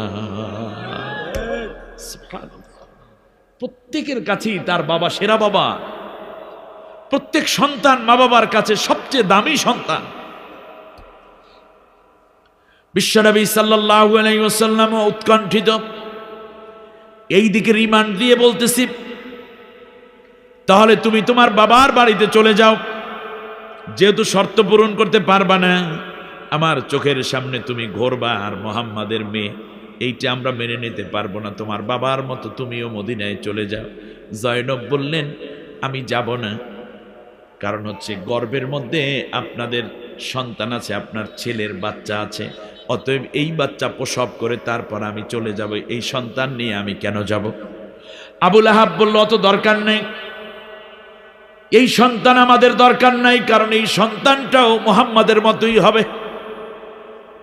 তার কারণে এই সন্তান নানার গুণ পাইবে, আমার গুণ পাবে না, কারণ তোমার ভিতরে আমার কোনো গুণাগুণ নাই, সব গুণাগুণ তোমার বাবার। অতএব সন্তান বেশি করে মায়ের গুণ পায়, তাতে মুহাম্মাদের চরিত্র পাবে বেশি, এই সন্তান আমার বংশে রাখার দরকার নাই।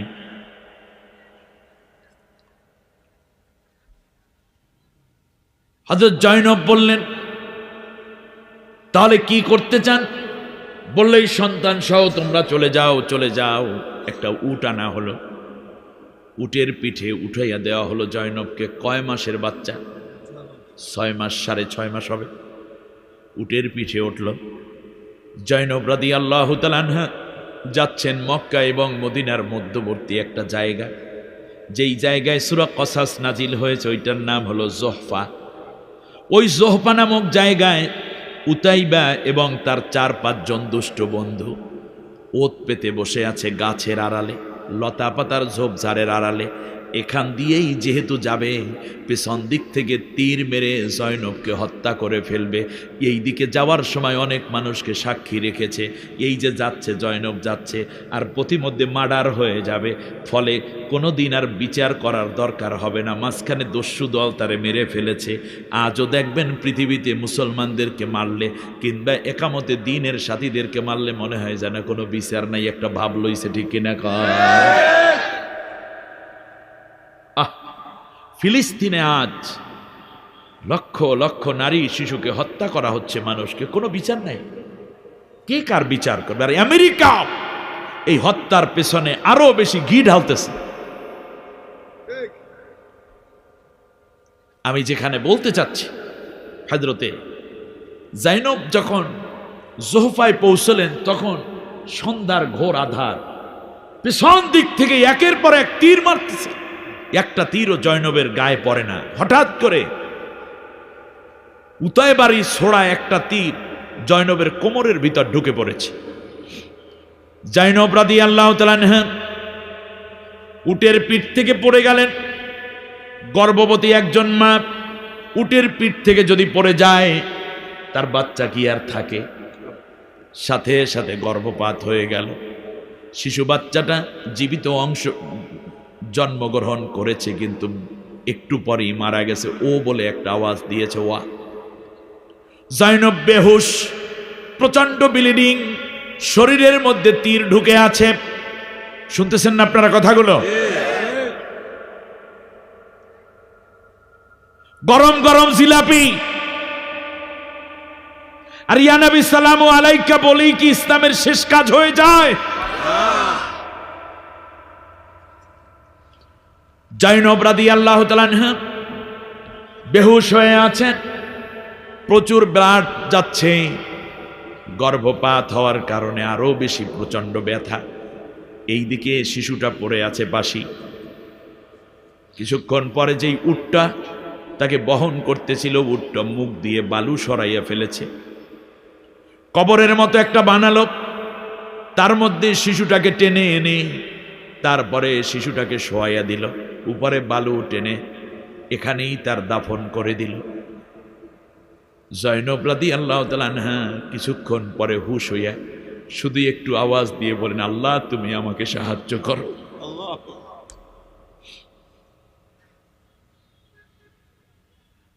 একটু মৃদু সুরে আওয়াজ দিয়ে বলল, কে আছো? আমাকে একটু পানি দাও। কে পানি দেবে? কোথায় পানি পাবে? আপনারা জানেন, উট আগামী 40 দিনের পানি এবং খাবার পেটের মধ্যে মজুদ করে রাখতে পারে।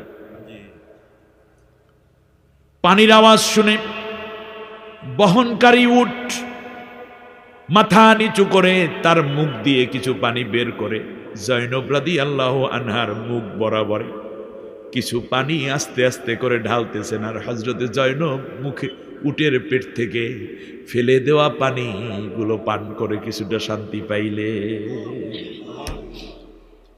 সুবহানাল্লাহ। আপনি দিন কায়েম করেন আর দিন মানেন, আপনি বুঝেন আমি একজনের জীবনী বলছি মাত্র। উটের পিঠে উঠে দাঁড়াবে জয়নবের এই শক্তি নাই। উটটা নিজে নিজে শুয়ে পড়েছে। উটের মাথাটা, ঘাড়টা অনেক লম্বা হয়, আস্তে করে ঘাড় দিয়ে এভাবে জড়াইয়া ধরে নিজের পিঠের মধ্যে জয়নবকে বসাইয়া দিয়েছে। এরপর উট আস্তে আস্তে করে সোজা হয়ে রওনা করেছে। নবীজির মনটা ভালো লাগে না, নতুন একটা অঞ্চলে এসেছেন মদিনায়। ওইদিকে জয়নবের একটা পেরেশানি, নবীর মাথার ভেতর সব সময় কষ্ট দিত, বুকের মধ্যে ব্যথা লাগতো। আজকে 2-3 দিন ধরে নবী বারবার মদিনা থেকে মক্কার দিকে উপকণ্ঠে আগায়।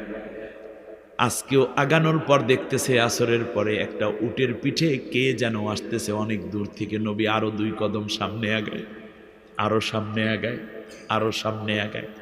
উটটাও আসে। কাছাকাছি যখন আসলো, আল্লাহর নবী দেখতে পেলেন তার কলিজার টুকরা জয়নব উটের পিঠে বসে। আব্বা বলে একটা আওয়াজ দিল।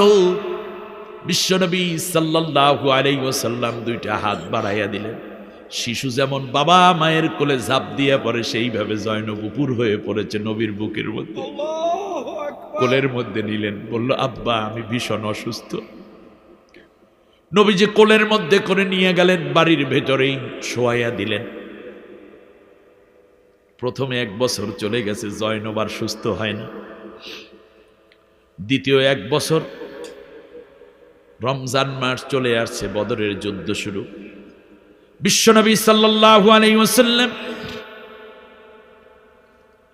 313 জন সাহাবী নিয়ে এই যুদ্ধে অংশগ্রহণ করে আল্লাহর দয়ায় বিজয় পেয়েছেন।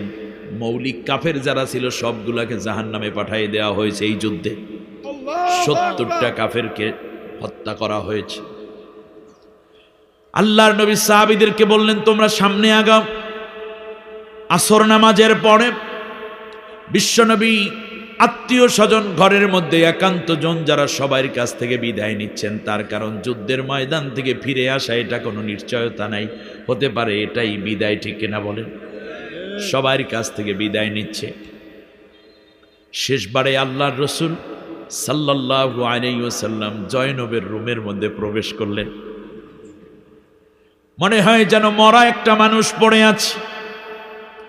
আল্লাহর রসুল জয়নবের মাথার পাশে বসলেন, ডান কিনার দিয়ে বসে কপালের মধ্যে একটু হাত দিয়ে বললেন, জয়নব। জয়নবের চোখটা খুললেন, বলল, জয়নব রে, যুদ্ধের ময়দানে যাচ্ছি, বদরের যুদ্ধ। ওরা 1000 সশস্ত্র বাহিনী, আমরা নিরস্ত্র 313 জন।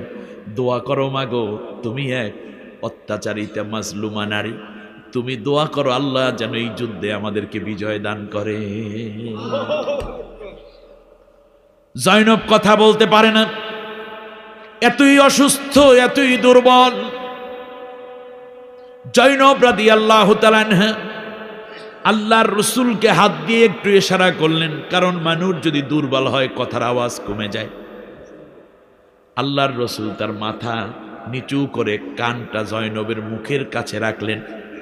জয়নব ফিসফিস করে বলছে, আব্বু দোয়া করি আল্লাহ রব্বুল আলামিন আপনাকে এই যুদ্ধে বিজয় দান করুন। তবে আমার মন বলতেছে আপনি যুদ্ধ থেকে ফিরে এসে জয়নবকে পাবেন না, তার কারণ আমার নাকের মধ্যে আমি এখন জান্নাতের ঘেরান পেতেছি। মনে হয় কিছুক্ষণের মধ্যে আমি পৃথিবী থেকে বিদায় হয়ে যাব।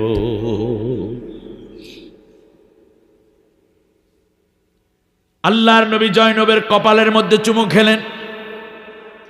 2 চোখের মধ্যে চুমু খেয়ে বিশ্বনবী সাল্লাল্লাহু আলাইহি ওয়াসাল্লাম সন্তানের বিরহ, দিন প্রতিষ্ঠার আবেগ, নবীওয়ালাদ কাজের দায়িত্ব পালন করতে গিয়ে নিজের চোখের পানিগুলো আল্লাহর নবী 2 হাতে মাখাইয়া জয়নবের চেহারার মধ্যে দিয়ে বললেন, আল্লাহ তোমার হাতে আমার কলিজার টুকরাকে দিয়ে গেলাম, তোমার ফয়সালায় আমি রাজি। বিদায় হয়ে গেলেন নবী। ওই দরজা পর্যন্ত যেতে না যেতে পেছন দিক থেকে কে যেন ডেকে বলতেছি, ইয়া রাসূলুল্লাহ একটু দাঁড়ান, আপনার জয়নব পৃথিবী থেকে বিদায় হয়ে গেছে, একটু দাফন কাফন করে ময়দানে যান।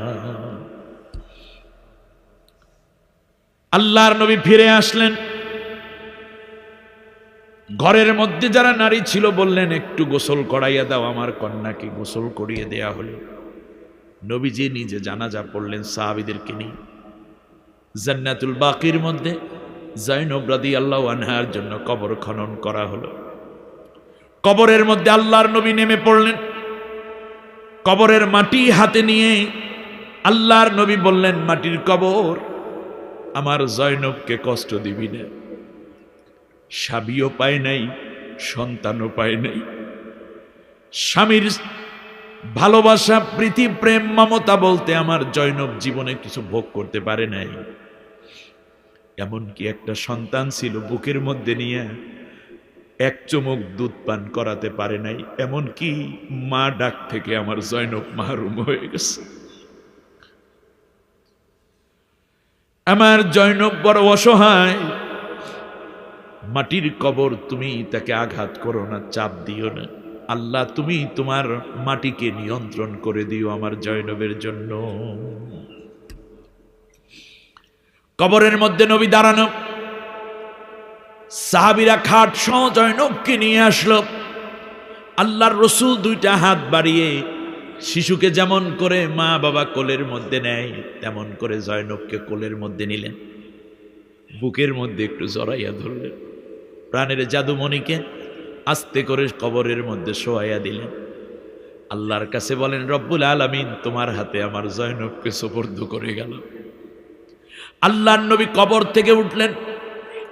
বালু, কচি কচি পাথরগুলো দিয়ে কবরটাকে ঢেকে দেয়া হলো। হাতের মধ্যে ধুলা বালু। এইদিকে সূর্যটা ডুবে ডুবে যায়। আল্লাহর নবী এই জায়গায় দাঁড়াইয়া দোয়া করেন নাই, কবর জিয়ারত করেন নাই। এই জায়গায় দাঁড়াইয়া জামার সাথে যে বালু লেগেছিল, হাতের মধ্যে যেই ধুলা লেগেছিল, এইগুলা ঝাড়েন নাই। বরং হাদিসে এসেছে আল্লাহর নবী বদরের দিকে যান আর হাত ঝাড়েন। তার কারণে এখানে দাঁড়াইয়া দাঁড়াইয়া যদি আরো সময় নষ্ট করি, আল্লাহর হুকুমের ব্যাঘাত হতে পারে, আল্লাহ বেজার হয়ে যেতে পারে। বদরের দিকে কদম ফেলেন আর হাত ঝাড়েন। নবী কি শুধু রাষ্ট্র ক্ষমতা চেয়েছিলেন নাকি আল্লাহর দিন প্রতিষ্ঠা করতে চেয়েছিলেন? আল্লাহর দিন প্রতিষ্ঠা করতে। আজকে সেই দিন কোথায়? অনেকগুলো কথা ছিল। সময় এবং বাস্তবতাকে সামনে রাখলে আমাদের ঈমানগুলো অসহায় হয়ে গেছে, দুর্বল হয়ে গেছে। পানি ছাড়া যেমন মাছ বাঁচতে পারে না, একজন মোমেন একটি ইসলামী রাষ্ট্র ছাড়া ঈমান নিয়ে বাস করতে পারে না, পারে না, পারে না। আজ আমরা এমন হয়ে গেলাম কেন? দিন কায়েম তো কাফেরেরা করবে না, মুসলমানরা করবে, ঠিক কিনা বলেন? এই দিন কায়েমের আন্দোলনে আজ থেকে শামিল হতে হবে। সবাই রাজি আছেন কিনা? যারা দিন কায়েমে যায় না, নামাজ আছে, রোজা আছে, আব্দুল্লাহ বিন ওবাইদ নামাজ রোজা সব ছিল, শুধু দিন প্রতিষ্ঠার কাজে যায় নাই। যার কারণে সে হয়েছে কি? তার দাড়ি ছিল, টুপি ছিল, তাহাজ্জুদ ছিল। রাসূল সাল্লাল্লাহু আলাইহি ওয়াসাল্লামের তিনজন সাহাবী, কাব বিন মালিক, হেলাল ইবনে উমাইয়া, মারারা ইবনে রবি, দিন প্রতিষ্ঠার আন্দোলনে যায় নাই বিধায় আল্লাহ তাআলার নবী 50 দিন পর্যন্ত তার থেকে সম্পর্ক ছিন্ন করে রেখেছেন।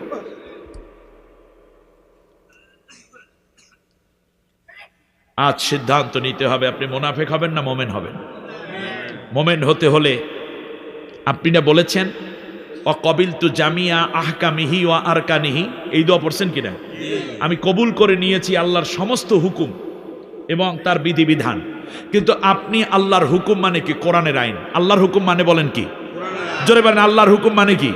কোরআনের আইন আমার দেশে আছে? আমার দেশের প্রধানমন্ত্রীও কি এই ইমানে মুজমাল পড়ছে না? অকবিলতু জামিয়া প্রেসিডেন্ট পড়ছে কিনা? আমাদের স্পিকার পড়ছে কিনা? স্বরাষ্ট্রমন্ত্রী পড়েছে, শিক্ষামন্ত্রী পড়েছে, এমনকি এমপিরা সবাই বলেছে যারা মুসলিম। এমনকি আমার দেশের কৃষক, শ্রমিক জনতা যা আছে সবাই বলেছি, তবলিগ, কওমি, আলিয়া সবাই বলেছি ইমাম খতিব কবিলতু জামিয়া হাকামি আরকানি। কিন্তু আল্লাহর হুকুম কায়েম তো কবুল তো করলামই না, বরং যারা এই হুকুমটাকে বাস্তবায়ন করতে চায় তাদের বিরুদ্ধে আইন পাশ করে ব্যান্ড করার ষড়যন্ত্র হচ্ছে। তাদেরকে ধরে পিটাচ্ছেন আপনি। আপনি মুনাফিকের চাইতেও তো জঘন্য হয়ে আছেন এক জায়গায়, ঠিক না বলেন? আস্তাগফিরুল্লাহিল আযীম। শয়তান, ইবলিস 70 লক্ষ বছর পর্যন্ত একটানা আল্লাহর ইবাদত করেছে। তা আল্লাহ তাআলা বলেন, ইবাদত করছো, ভালো করছো, এইবার আমার একটা হুকুম হইল আদমের সিজদা করো। এইটা তার ভাল লাগে নাই, সে এখান থেকে ডিনাই হয়ে গেছে। কয়টা হুকুম অমান্য করছে? একটা। জোরে বলে একটা। একটা। কত বছর ইবাদত করেছে? 70 লক্ষ বছর। একটা না, এর মধ্যে কোনো বিরতি নেই। ইবলিস হয়ে গেছে কি শয়তান, ইবলিস হয়ে গেছে কি শয়তান। কয়টা হুকুম তরক করে? একটা। এই কোরআনের মধ্যে কার হুকুম? আল্লাহ। এই হুকুম আমরা মানি? না। এই হুকুম আমার রাষ্ট্র মানে, আমার ব্যাংক মানে, সংসদ মানে, সেক্রেটারিয়েট মানছে, আমার দেশের আদালতগুলো মানছে, শিক্ষা ব্যবস্থা মানছে, সংস্কৃতি মানছে? মানে নাই। আমরা একটা না, বরং আল্লাহ রব্বুল আলামিনের 500 আহকামের আয়াত মহকামাত সবগুলো বাদ দিয়েছি। এরপরেও মনে করছি আমি মোমেন আছি। আর শয়তান একটা হুকুম অমান্য করে ইবলিস হয়ে গেছে কি। এখানে একটা ছোট্ট ব্যাখ্যা দিয়ে শেষ করি। ইবলিসকে আল্লাহ বলছেন সেজদা করো, ইবলিস বলছে আমি তার চেয়ে উত্তম সেজদা করতাম না। ঠিক কিনা বলেন? বাস, সে তো এর বিপরীতে অন্য কাউকে আল্লাহর সামনে সেজদা করাইয়া দেখায় নাই যে আল্লাহ ওরে মানলাম না কিন্তু এইটা মানলাম, দেখো এইটারে সেজদা করে ছাইড়ে দিছে। কিংবা আল্লাহর সাথে কোনো বাগবিতণ্ডায়ও তেমন জড়ায় নাই, তার ভাল লাগে নাই, সে সেজদা করে নাই। এই কারণে ইবলিস যদি হয় শয়তান, তাহলে আপনি আল্লাহর হুকুম তো মানেনই না, বরং আল্লাহ যে হুকুম দিয়েছেন তার বিপরীতে আইন পাশ করে জনগণের ঘাড়ে চাপাই দেন। এটা কি ইবলিসের চেয়ে কম নাকি? ইবলিসের চরিত্রের চেয়ে আরো জঘন্য চরিত্র না? শয়তান 2 প্রকার, মিনাল জিন্নাতে, জিন শয়তান এবং মানুষের। এক কথায় বলি, এই নসিহতগুলো কাউকে ক্রিটিসাইজ করার জন্য নয়, আল্লাহে শুধুমাত্র সংশোধনের জন্য বলছি। আল্লাহর আইন না মানলে, আল্লাহর হুকুম না মানলে সে আল্লাহর গোলাম থাকতে পারে না।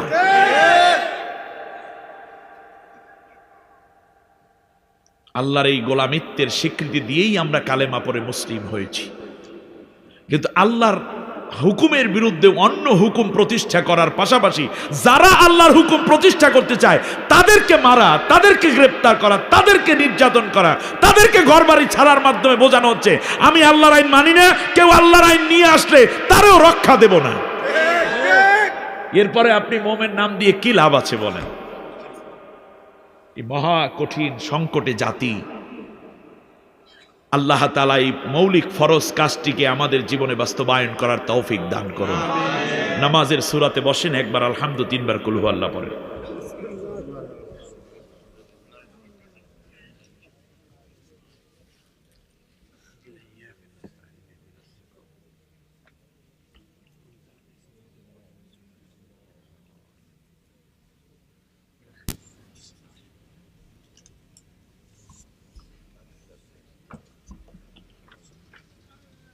قل هو الله أحد الله الصمد لم يلد ولم يولد ولم يكن له كفوا أحد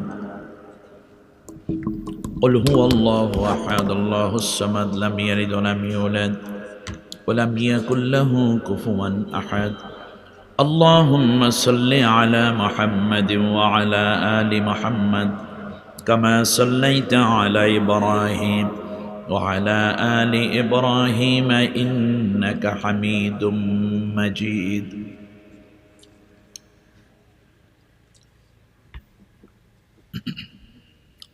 পেপারে অনেক লিখেছেন, পরীক্ষা লেখেন না পেপারে, বোর্ড পরীক্ষা উপরে আপনার পেপারের উপরে যে ব্যক্তি ওই হলের সচিব থাকে তার একটা সিল এবং দস্তখত লাগে কিনা? এইটা না দিলে আপনার পেপার কি সঠিক না বাতিল? একামতে দ্বীনের কাজটা হচ্ছে ওই সিগনেচার, নামাজ, রোজা, হজ, যাকাত। তো একামতে দ্বীনের কাজ থাকলে সব কবুল, এইটা নাই সব নেফাকি। যা, এই কথা অনেক বড়, বিশ্লেষণ পরে লাগলে দলিল নিয়ে নিয়ে হাজার না লক্ষ দলিল দেওয়া যাবে। আল্লাহ তাআলা আমাদেরকে হক বোঝার তৌফিক দিন। আপনাদের কোনো বক্তব্য আছে? আল্লাহুম্মা আমিন। আলহামদুলিল্লাহি রাব্বিল আলামিন والصلاة والسلام على رسوله الكريم ربنا ظلمنا أنفسنا وإن لم تغفر لنا وترحمنا لنكونن من الخاسرين ربنا لا تزغ قلوبنا بعد إذ هديتنا وهب لنا من لدنك رحمة إنك أنت الوهاب রব্বুল আলামিন 2 দিন ব্যাপী তাফসীর মাহফিলের প্রথম দিবসের হাড় কাঁপানো শীতের মধ্যে গভীর নিশীথে সমাপনী লগনে তোমার দুয়ারে ভিক্ষুকের মতো হাতগুলো বাড়িয়েছি। জীবন ভরে যত গুনাহ করেছি কোরআনের বরকতে নবীর মহাব্বতে আমাদের জিন্দিগির তামাম গুনাহ রাশি মাফ করে দাও। গুনার বোঝা মাথায় লইয়া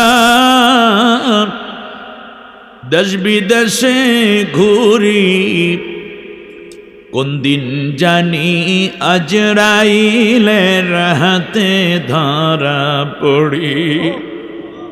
আল্লাহ তাআলা গুনার দিকে তাকাইও না, তোমার কোরআনের ইজ্জতের দিকে তাকাইয়া, নবীজির সম্মানের দিকে তাকাইয়া গাফুরুর রাহিম নামের বরকতে আমাদের জীবনের তামাম গুনাহ রাশি মাফ করে দাও। রব্বুল আলামিন আল্লাহ তাআলা তাকাইয়া দেখো কত বৃদ্ধ মানুষেরা হাত পেতেছেন, কত যুবক ভাইয়েরা আছেন, উলামায়ে কেরাম আছেন। আল্লাহ, যার চোখের পানি দেখলে তোমার বেশি মায়া লাগে, যার কান্নার ফোফানো আওয়াজ তোমার আরশ পর্যন্ত গিয়ে ধাক্কা খায়, তাদের হাতের বদৌলতে আমাদের সকলের মুনাজাত কবুল করে না। আল্লাহ তাআলা দয়া করে যতদিন দুনিয়ায় বাঁচায়া রাখবা, তোমার কোরআনের পথে নবীর আদর্শ মতে জিন্দেগি যাপন করার তৌফিক দাও। যা কিছু সওয়াব দিয়েছ জিকির, আজকার, তাসবিহ, তাহলিল, তিলাওয়াতের মধ্যে সওয়াবগুলো কোটি কোটি গুণ বাড়াইয়া বিশ্বনবী মুহাম্মদুর রাসূলুল্লাহ সাল্লাল্লাহু আলাইহি ওয়াসাল্লামের রওজা মুবারকে পৌঁছে দাও। আল্লাহ তাআলা মক্কা মদিনার কথা শুনে যারা আমিন বলে ফুফায়া কেঁদে ওঠে, আল্লাহ জীবনে একটা বারের জন্য হলেও তোমার ঘর আর নবীজির রওজা জিয়ারত না করাইয়া কাফনের কাপড় পরাইও না। আল্লাহ সবার ডাকে সাড়া দিও, নীরবে থেকো না, কৌশল করে লয়ে যায় সোনার মদিনা। রব্বুল আলামিন তামাম দুনিয়ার মাটির নিচে যত মুমিন মুমিনাত সকলের আরয়ে সওয়াব পৌঁছে দিও। শহীদান, সিদ্দিকিন, সালেহিন, আইম্মায়ে ইকরাম, হুফাজে কেরাম, এমন করে করে শুহাদায়ে আযম, আম্বিয়া আলাইহিমুস সালাম, ন্যূনতম ঈমান নিয়েও যারা কবরবাসী সকলের কবরে কবরে হাদিয়া পৌঁছে দিও। আল্লাহ, খাস করে আল্লাহ এই সুন্দর মাহফিলের আয়োজন যারা করলেন, অন্ধকারে তোমার কোরআনের আলো জ্বালাবার জন্য পাগল পারা হয়ে ছুটছে যারা, কষ্টার্জিত সম্পদ দিয়ে তোমার কোরআনের বাগানটাকে যারা গুছাইয়া নিচ্ছে, আল্লাহ বলতে এবং শুনতে আমরা যারা এসেছি, জানি না কার মা জননী দুনিয়ার থেকে চিরদিনের জন্য বিদায় হয়ে গেছে। ঘরের মধ্যে গিয়ে মা কইয়া ডাক দিলে যার কেউ আর জবাব দেয় না। আল্লাহ তাআলা জন্মদাতা আব্বুকে যারা হারিয়ে ফেলেছি, দুনিয়ায় কত মানুষ দেখি বাবার মতো কেউ আদর করে নাম ধরে আর ডাকে না। আল্লাহ তাআলা নবী তো বলেছেন, কোন নেককার সন্তান যদি চোখের পানি ছেড়ে মা বাবার জন্য কান্না জুড়ে দেয়, ওই সন্তানের চোখের পানি নাকের ডগায় আসার আগেই তুমি মা বাবারে মাফ কইরা দাও। আল্লাহ মজলিসে যারা মা বাবা হারাইয়া চোখের পানি ছেড়ে কান্দে, সকলের মা বাবাকে বেকসুর খালাস করে তুমি জান্নাতুল ফেরদাউস নসিব করে দাও। মা বাবাকে কবরে গুনাহগার বলে ডাক দিয়া শরম দিও না। রব্বির হামহুমা কামা রব্বায়ানি সগীরা। মা বাবা একজন কিংবা উভয় যাদের বেঁচে আছেন, নেক হায়াত বাড়াইয়া দাও। আল্লাহ তাআলা আমাদের সন্তানদেরকে এমন নেককার বানাও, আমাদের মরার পর যেন একটু দোয়া করতে পারে, ছেলেটা যেন আমাদের কি গোসল করাইয়া জানাজা পড়াইয়া নিজ হাতে কবরস্থ করে দিতে পারে। আল্লাহ তাআলা আমাদের সন্তানদেরকে তুমি আলেম বানাও, হাফেজ বানাও, মুফতি, মুহাদ্দিস, মুফাসসির, ডাক্তার, ইঞ্জিনিয়ার, গবেষক, রাজনীতিবিদ, সাহিত্যিক বানাও। একটাই দোয়া করি, আল্লাহ আমাদের সন্তানগুলোকে তুমি নাস্তিক মোরতাদ বানাইও না, ইসলামের দুশ্মন বানাইও না। আল্লাহ বাংলাদেশকে কোরআনের দেশ হিসাবে কবুল করে না। আল্লাহ তাআলা আধিপত্যবাদ এবং সাম্রাজ্যবাদীদের কালো থাবা থেকে বাংলাদেশকে তুমি হেফাজত করো। উলামা ইকরামের বাংলাদেশ, তবলিগওয়ালার বাংলাদেশ, পীর মাশায়েখদের বাংলাদেশ, বাংলাদেশ ইসলামী হুকুমত প্রতিষ্ঠার আন্দোলনের শহীদদের রক্ত এবং লাশে ভরা বাংলাদেশ, শাহজালাল, শাহ মাকদুম, শরীয়তুল্লাহর বাংলাদেশ। আল্লাহ তুমি কোন কাফের মুশরিকের কাছে পদানত করে দিও না। আল্লাহ তাআলা কোরআনের কথা বলতে গিয়ে যারা জীবন দিলেন, শাহাদাতের মর্যাদা নসিব করে দাও। জেল জুলুমের শিকার যারা, আল্লাহ তুমি তাদেরকে মুক্তির ফয়সালা করে দাও। আল্লাহ সব ধরনের জুলুম থেকে বাংলাদেশকে হেফাজত করো। জুলুমকে বাংলাদেশের জন্য আল্লাহ তুমি মাকফুন করে দাও। রব্বানা আফরিগ আলাইনা সাবরান ওয়া তাব্বিত আকদামানা ওয়ানসুরনা আলাল কওমিল কাফিরিন। আল্লাহ 27 বছর চলমান এই মাহফিলের কত আয়োজক ছিলেন, এমনও কেউ ছিলেন শ্রোতা কিংবা বক্তা বিদায় হয়ে গেছেন চিরদিনের জন্য। আল্লাহ আজকে এই 27তম মাহফিলে এসে তোর কাছে করো জোরে একটা দাবি করি, আল্লাহ এই মাহফিলের সাথে সংশ্লিষ্ট যারাই ছিলেন সকলকে আল্লাহ তুমি কোরআনের বরকতে মাফ করে জান্নাতের মেহমান বানাইয়া দিও। আল্লাহ তাআলা যা কিছু বলা হলো ভুল ত্রুটি মাফ করে আমাদেরকে আমল করার জন্য যথেষ্ট করে দিও। আল্লাহ তাআলার বরকতে আমাদেরকে তুমি গুনাহগুলো মাফ করে দাও। এখন থেকে বাকি জীবন যতদিন থাকবে আল্লাহ তাআলা তোমার দিন কায়েমের যেই জরুরত তুমি দেখিয়েছো, আল্লাহ তাআলা সক্রিয়ভাবে আন্দোলনে শামিল থেকে তোমার কোরআনের বিধান প্রতিষ্ঠায় সর্বোচ্চ ত্যাগ করার যোগ্যতা হিম্মত নসিব করে দাও। আল্লাহ তাআলা নারীরা যারা এই গভীর রাতে হাত পেতে আছেন, কার মা নেই, কার যেন বাবা নেই, স্বামীকে হারাইয়া কে যেন কান্দে, কলিজার টুকরা সন্তান হারাইয়া যে মা চোখের পানি ছেড়ে দিয়েছে, আল্লাহ জানিয়েছ তার চেয়ে ভালো নেয়ামত দিয়ে এদেরকে ধন্য করে দাও। যাদেরকে নিয়েছ সকলকে জান্নাতুল ফেরদাউস নসিব করে দাও। দৈনিক 5 ওয়াক্ত নামাজ, রমজানের রোজা, স্বামীর খেদমত পর্দা পুশিদা মতো চলে সকলকে নবীর জিম্মায় জান্নাতি হওয়ার তৌফিক দাও। আল্লাহ সামনের দিনগুলোতে দাখিল পরীক্ষা এবং বিশেষ করে এসএসসি ও দাখিল সমমানের পরীক্ষা আমাদের সন্তানদেরকে আল্লাহ এই পরীক্ষায় উন্নতভাবে কামিয়াবি হাসিলের তৌফিক দাও রাব্বুল আলামিন। আল্লাহ তোর কাছে একটা দোয়া করে, সারা জীবন কোরআনটা পড়লাম দেখলাম, কিন্তু কোরআনটা কেমন বাস্তবে তা দেখার সুযোগ হলো না। একটি ইসলামী রাষ্ট্র ব্যতীত কোনোদিনও কোরআনের বাস্তব রূপ দেখা যায় না, জীবন্ত কোরআন দেখা যায় না। আল্লাহ তাআলা যদি আমাদের রক্ত দরকার হয়, জীবন দরকার হয়, তার বিনিময়ে হলেও বাংলাদেশকে আল্লাহ তুমি কোরআনের রাষ্ট্র বানানোর জন্য যা দরকার কবুল করে না রাব্বুল আলামিন। মরণ যেদিন আসবে মসজিদের বারান্দার খাট বাসার সামনে হাজির হয়ে যাবে, অ্যানাউন্স হবে শোক সংবাদ, প্রতিবেশীরা দৌড়ে আসবে, ধরাধরি করে খাটের মধ্য থেকে দেহটা ফ্লোরে শোয়াইয়া চোখের পাতা বন্ধ করে হাত পা সোজা করে রাখবে। কাফনের কাপড় আনতে কেউ বাজারে যাবে, বড়ই পাতা গরম পানিতে দিয়ে জনমের গোসলের আয়োজন চলবে। সন্তান আব্বু আব্বু বলে কপালে চুমু খাবে, মা মা বলে বুকের মধ্যে মাথা রেখে ডাকবে, জবাব দেয়া যাবে না।